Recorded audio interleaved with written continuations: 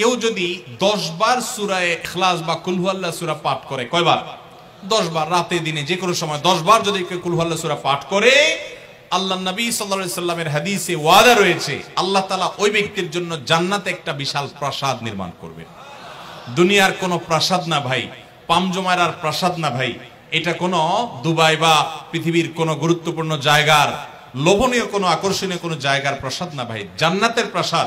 দুনিয়ার প্রাসাদ রেখে চলে যেতে হবে, জান্নাতের প্রাসাদ যে একবার পেয়ে যাবে অনন্ত অসীমকাল পর্যন্ত আর তার সেখান থেকে বের হতে হবে না, তার থেকে ছুটবে না। আল্লাহ আমাদের সবাইকে ফজিলত অর্জন করার তৌফিক দান করুন, বলুন আমিন। তাহলে সূরা ইখলাস 10 বার মাঝে মধ্যে পড়তে যদি আমরা চেষ্টা করি, পুরা সূরাটা একবার পড়তে 1 মিনিট সময় কিন্তু লাগে না। কুল হুয়াল্লাহু আহাদ আল্লাহুস সামাদ লাম ইয়ালিদ ওয়া লাম ইউলাদ ওয়া লাম ইয়াকুল লাহু কুফুয়ান আহাদ। কয় সেকেন্ড সময় লাগছে? 20 সেকেন্ড, 25 সেকেন্ড। আপনি চাইলে 1 মিনিটে 3 বার কুল হুয়াল্লাহ সূরা পড়তে পারেন, তার মানে 1 মিনিটে পুরো কোরআন খতম দেওয়ার সওয়াব আপনি লাভ করতে পারেন। তাহলে অবসর সময়গুলোতে আমরা মুখস্থ তো সবারই আছে, পড়ার চেষ্টা করব না ইনশাআল্লাহ। আল্লাহ আমাদের সবাইকে তৌফিক দান করুন। এবং পড়ার পাশাপাশি এই সূরাতে আল্লাহর একত্ববাদের কথা বলা আছে, মূল বিষয়টা সেটা, শুধু সওয়াব আহরণ করাই উদ্দেশ্য না, বরং এখান থেকে আল্লাহর একত্ববাদের শিক্ষা নিতে হবে।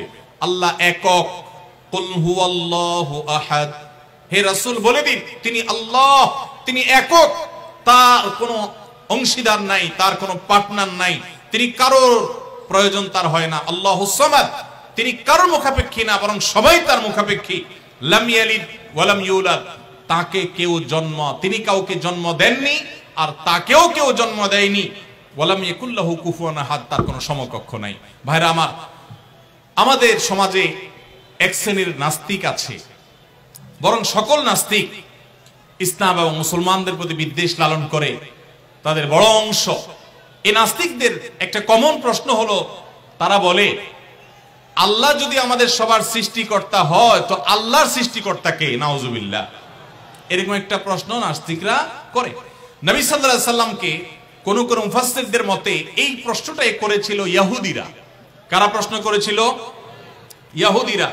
সেই জবাবে আল্লাহ তাআলা এই আয়াত নাযিল করেছেন এবং জানিয়েছেন যে আল্লাহ তিনি কারোর জন্ম দেওয়ার মুখাপেক্ষী নন, তাকে কেউ জন্ম দেয়নি, তিনি কারোর মুখাপেক্ষী নন। এখন প্রশ্ন হতে পারে, আচ্ছা আল্লাহ তাআলা তিনি আমাদের সৃষ্টি করলেন বুঝলাম, তাহলে আল্লাহকে কে সৃষ্টি করলো, যেটা নাস্তিকরা করেছে।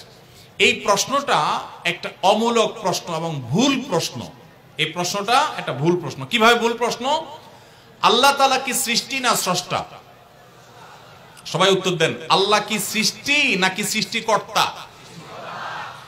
আল্লাহ যদি সৃষ্টিকর্তা হন, স্রষ্টা হন, তাহলে তার আবার যদি সৃষ্টিকর্তা খোঁজেন, সৃষ্টিকর্তার জন্য যদি আবার সৃষ্টিকর্তা খোঁজেন, তাহলে তিনি তো আর সৃষ্টিকর্তা হলেন না, তাহলে তিনি সৃষ্টি হয়ে গেলেন।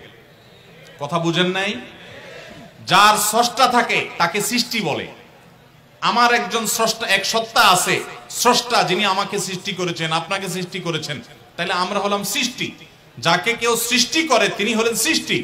আমাদের আল্লাহর যদি আরেকজন স্রষ্টা আপনি খোঁজেন, তার মানে আপনি আল্লাহকে সৃষ্টি মনে করতেছেন। আসলে আল্লাহ তো সৃষ্টি না, তিনি হলেন কে? স্রষ্টা। স্রষ্টার আর কোন সৃষ্টিকর্তার প্রয়োজন। যদি বলেন যে আল্লাহরও আবার সৃষ্টিকর্তা লাগবে, তখন তো প্রশ্ন আসবে সেই সৃষ্টিকর্তার আবার সৃষ্টিকর্তাকে। এইভাবে তো অনন্ত অসীমকাল পর্যন্ত যেতে থাকবে, এটা তো হতে পারে না। এই জন্য পৃথিবীর সব কিছু, সৃষ্টি জগতের সব কিছু কোনো কারণ ছাড়া হয় না।